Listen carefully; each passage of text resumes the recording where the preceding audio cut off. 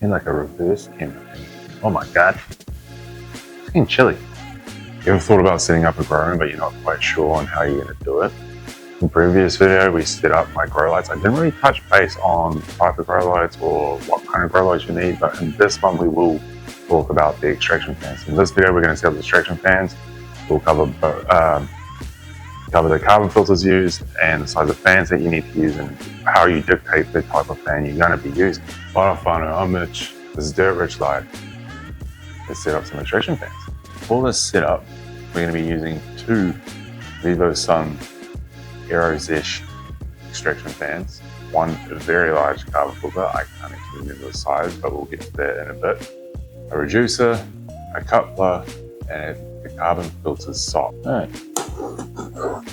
So a bit of an unintentional unboxing. But the whole point of having extraction fans in your grow room, grow tent, grow area, indoor area obviously, you don't need one outdoors, is to exchange the air within that grow space. If you don't, you just end up with hot, humid air. Plants won't like it, and they'll end up failing. Not just that, depending on the type of plant you're growing, it does get rid of the smell too. But that comes down to the carbon filter, and we'll touch base on that later in the video. These two extraction fans, the 388 CFM or cubic feet per minute, cubic feet per minute. So that gives me a combined, what is that? 736 cubic feet per minute, which is more than enough for this area. I don't need to necessarily do this whole room as such, just your grow area.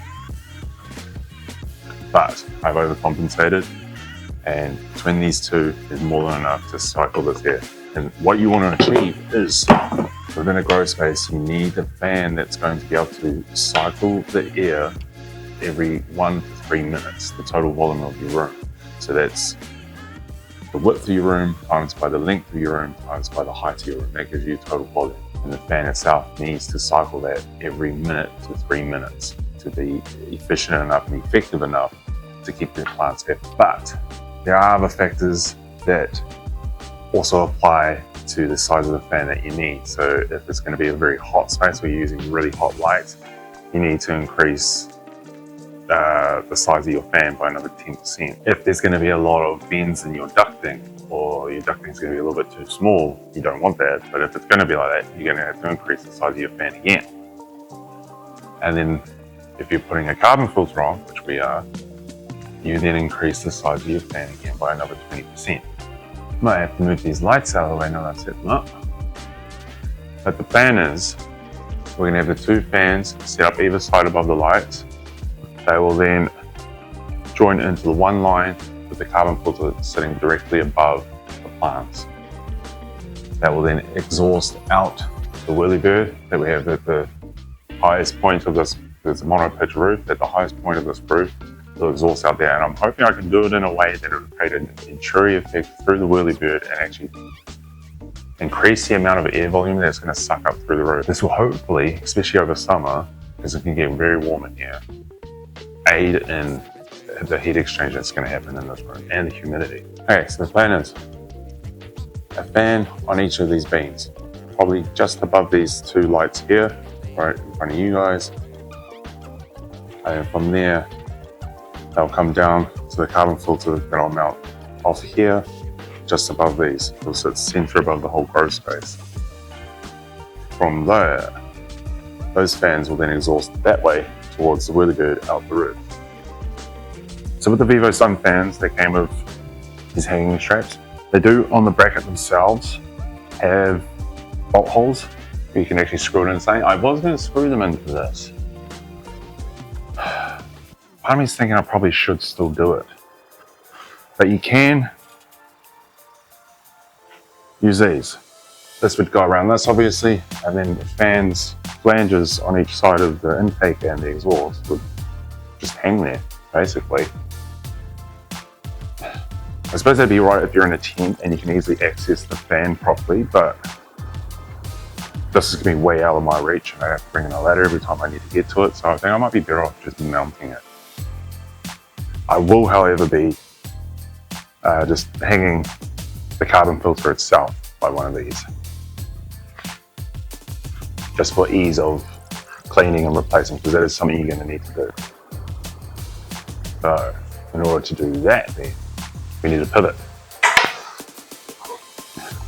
So in order to mount one of these from its bracket, we have to undo these two wing nuts, which will then loosen off the clamp, and the actual fan motor itself will come out. They make these for people really small fingers, don't they?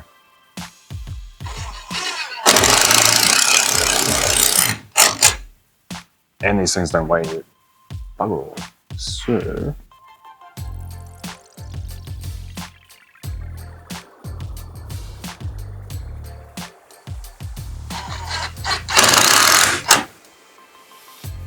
that's not going anywhere. On these flanges, you will generally have an arrow pointing. That's generally for your exhaust side. So you have that pointing to which way you want to go. Mostly because these will be slightly designed differently, like this. You've got this spring in here that would reduce turbulence. So that obviously slots into the intake side. Reduce turbulence going into the fan, and then maximum output out of the fan. Make sure everything lines up. Last thing you want to do is set all this up and turn it on and you hear a ticking noise or whirling noise or something like that. Done that many a times.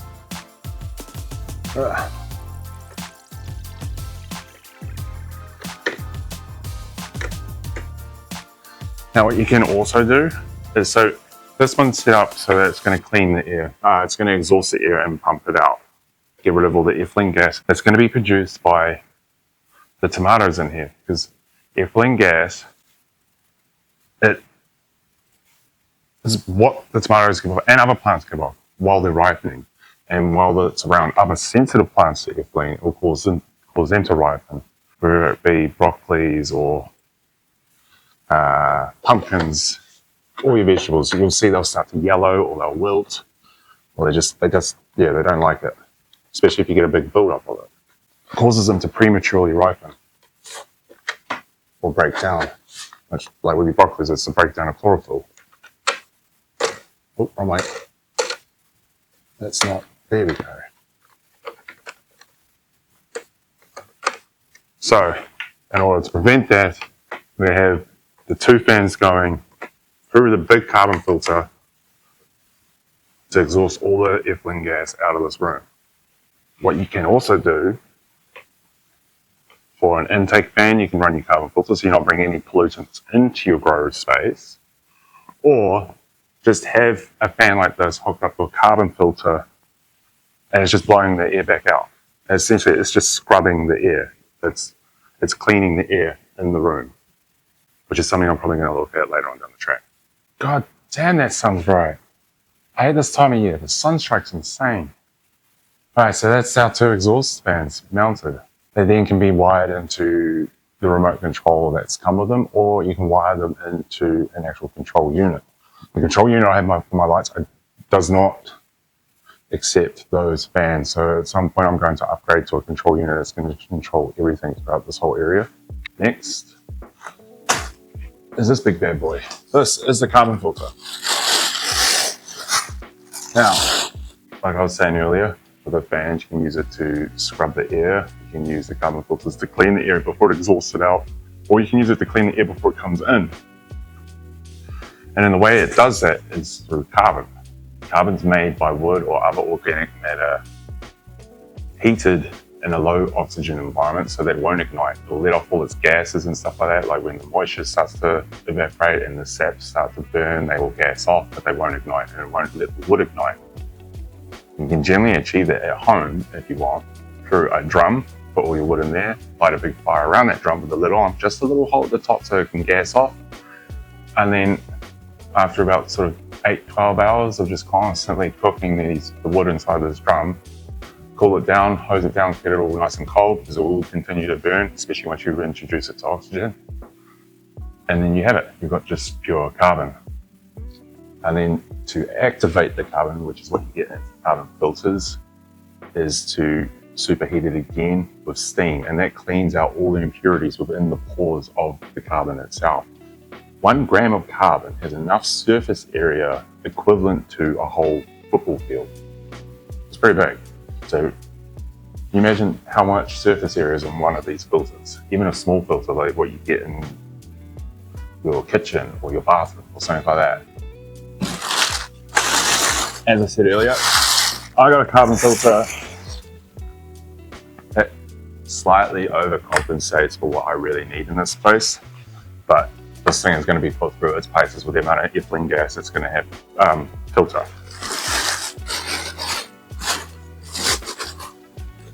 She is a beast of a thing. It is heavy. Oh. And you can get carbon filters that are reversible, and it is filled with the Australian meso carbon, which is a high quality carbon, whereas you can get your granulated carbon and stuff like that. It's made from cheap. Carbon does the job. Everything's still going to do the job, but it's just not going to last as long. There is a caveat to this though. When these things are in a high humidity area, a high moisture environment, it will soak up all that moisture, and basically once it's done that, it's not going to do its job anymore.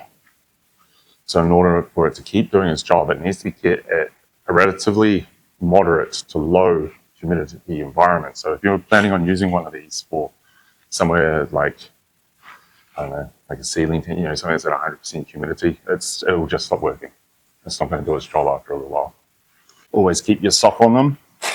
They'll filter out any of the big chunks before it goes through the filter, and then you can just wash these on a regular basis, making sure it's dry before you put it back on. It's not as cool. Why is it white? It needs to be black. That's not ideal. I might have something instead.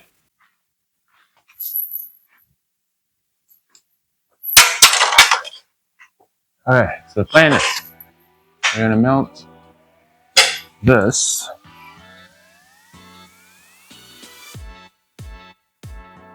wow, that's a mean busy stuff.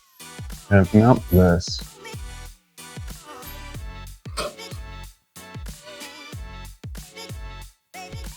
to that. And then I got some carabiners all put onto this. God, I hope these hooks hold the weight.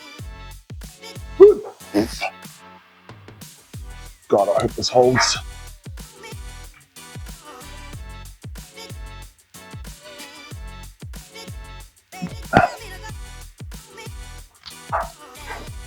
Ooh, Jesus. Okay. I think it's gonna work. Just like that. We've now got these straps holding on the sock. I've then used that to use the carabiners that will hook onto this, and this is just going to hang here like this. If at any point I need to change it, obviously I need to wash the sock every month. Take these off, take it down, service it, put it back. There's only so much, like I said with the moisture, there's only so much the carbon can absorb. So every sort of 6 months to a year, you're going to have to replace the whole unit anyway, depending on what it's being used for. So for me, I'm probably looking at once every 6 months. We'll see how we go. Essentially, if you're using it for smell mitigation, you'll be able to tell because that smell's slowly going to creep back. But directly from that, we're going to have the reducer. I'll show you the black reducer. Some slide straight over top. It's going to let me, doesn't want to let me. Oh, it's just going to be a pain in the bum. I'm going to heat this slightly so it goes on a bit nicer. I don't like that. So from there, and then into the splitter, which will go to those two, and then those two fans out the exhaust. That's pretty straightforward. I think anyone needs a lesson on how to set up ducting. At each point of the ducting, we're going to use cable ties to fasten it on there. It doesn't need to be secured on there with anything crazy. But that's it. We've now got our carbon filter, our two fans set up. From there, I'm going to set up my controllers with an exhaust fan like this. This needs to be going 24/7 no matter what. You need this to be constantly exhausting, not just the smells, but any potential buildup of humidity to allow that room to keep cycling the air and end up with healthier plants. Mitigate the CO2 buildup within the room and bring in fresh air if you've got an inlet fan or some way of letting fresh air in. Other than that, I'll see you in the next one. We're going to set up the beta bucket.